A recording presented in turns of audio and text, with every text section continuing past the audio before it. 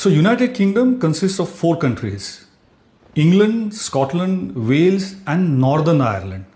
Not Ireland, which is called the Republic of Ireland, but just Northern Ireland. Each of those countries has their own capital.